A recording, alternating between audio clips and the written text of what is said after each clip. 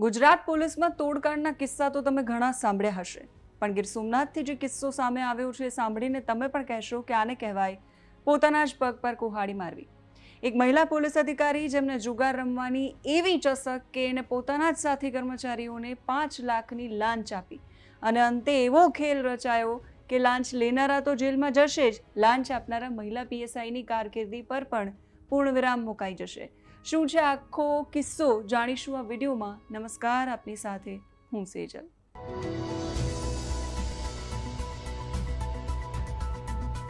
વાત છે ગીર સોમનાથના મહિલા પોલીસ સ્ટેશનના પીએસઆઈ સરોજબેન વાવૈયાની. સામાન્ય કિસ્સાઓમાં એવું બનતું હોય છે કે પોલીસ જુગારીઓને પકડવાનું કામ કરે, પણ અહીંયા તો વાળ જ ચીબડા ગળે એવી સ્થિતિ છે. આખી સ્ટોરીને જો વાર્તાની જેમ જોઈએ તો ઘટનાની શરૂઆત થાય છે 19 જુલાઈ 2026થી રાત્રિના 12 વાગ્યાથી.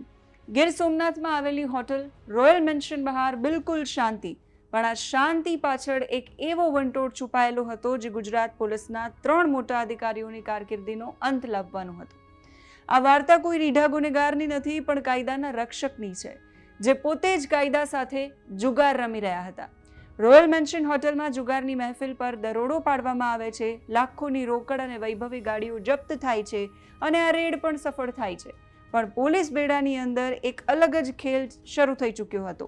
આ રેડના બીજા દિવસે ગીર સોમનાથના એસપી જયદીપસિંહ જાડેજાએ એક એવો આદેશ આપ્યો કે ખળભળાટ મચ્યો. મહિલા પોલીસ સ્ટેશનના પીએસઆઈ સરોજબેન વાવૈયાને તાત્કાલિક અસરથી સસ્પેન્ડ કરવામાં આવે છે. ગુનો શું હતો એમનો? ગુનો એ હતો કે એમણે આ જુગારની રેડમાં જવા માટે આનાકાની કરી હતી કે બહાનાબાજી કરી હતી? ના, હવે આ ખેલની શરૂઆત થાય છે. સવાલ એ થાય કે પીએસઆઈ સરોજ વાવૈયા શા માટે રેડમાં જવાથી ડરતા હતા? તો કારણ એ છે કે સરોજબેનને જુગાર પકડવામાં નહીં, પણ જુગાર રમવામાં રસ હતો.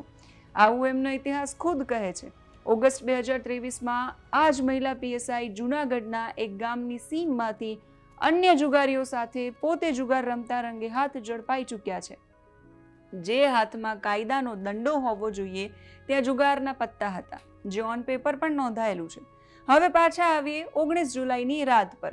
ગીર સોમનાથની હોટલ રોયલ મેન્શન, જ્યારે એસઓજી અને એલસીબીની ટીમે જુગારની રેડ પાડી આનાકાની કરતા પણ સરોજબેન પહોંચ્યા તો ખરા, પણ ત્યાં એન્ટ્રી થઈ વાર્તાના વિલનની, લીવ રિઝર્વમાં રહેલા વિવાદાસ્પદ પીએસઆઈ HL જેબલિયાની.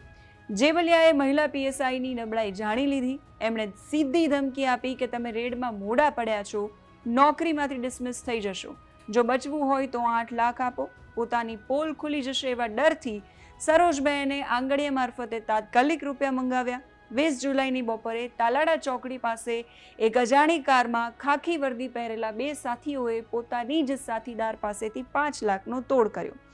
લાંચના પૈસા આપ્યા પછી પણ સરોજબેનનું સસ્પેન્શન અટક્યું નહીં અને બસ આ જ વાતે પીએસઆઈ સરોજ વાવૈયા ઉશ્કેરાઈ ગયા અને એમણે જૂનાગઢ રેન્જ ડીઆઈજી આરવી ચુડાસમાને લેખિતમાં અરજી કરી દીધી અને આખા તોડકાંડનો ભાંડો ફોડી નાખ્યો. એમણે વિચાર્યું કે સાથી કર્મચારીઓ ફસાશે, પણ આ અરજી કરીને એમણે પોતાના જ પગ પર કુહાડી મારી.